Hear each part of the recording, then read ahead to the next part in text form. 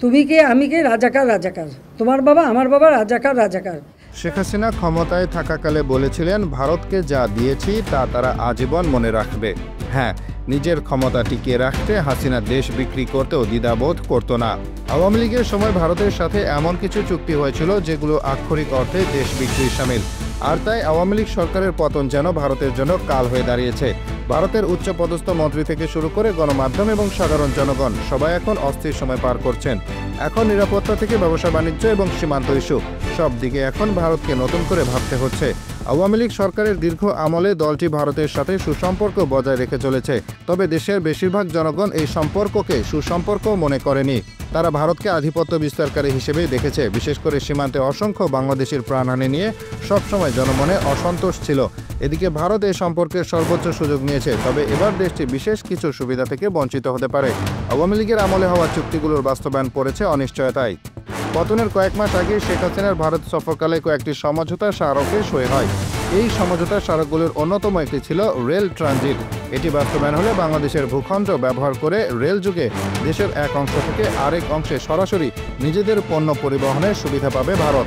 ভৌগোলিক অবস্থানের কারণে উত্তর পূর্বাঞ্চলের রাজ্যগুলো থেকে পণ্য ও মালামাল আনার নেওয়ার ক্ষেত্রে বেশ বেগ পেতে হয় ভারতকে।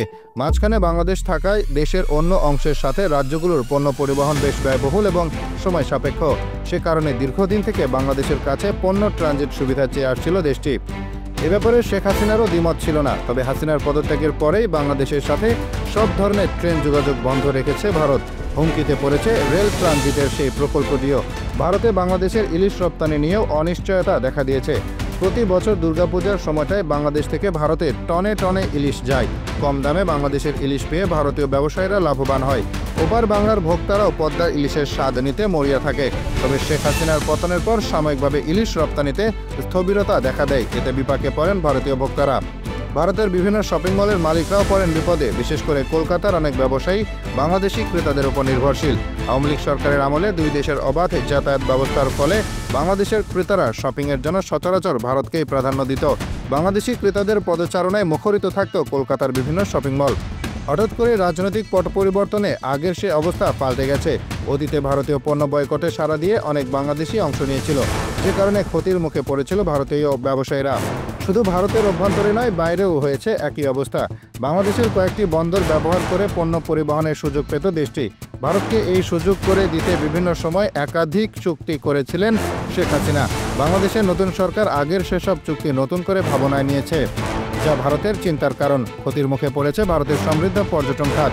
প্রতি বছর লাখ লাখ বাংলাদেশি ভারতে অবসর সময় কাটাতে যায়। শিলিগুড়ি থেকে স্বপ্নের কাশ্মীর, সবখানেই বাংলাদেশিরা যান।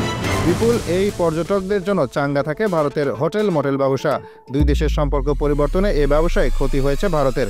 ব্যবসা বাণিজ্য এবং পর্যটনের বাইরে দুই দেশের কৌশলগত সম্পর্কও খারাপ হয়েছে। দক্ষিণ এশিয়ায় ভারতের অনেকটা একক আধিপত্য।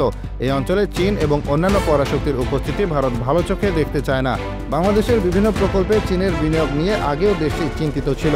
আওয়ামী লীগ সরকারের সাথে ভালো সম্পর্ক থাকায় আগে সেটি সামাল দেওয়া গেছে, তবে এবার প্রেক্ষাপট বদলে গেছে। নতুন সরকারের সাথে ভারতের সম্পর্ক খারাপ হয়ে চীনের সাথে ঘনিষ্ঠতা বেড়েছে।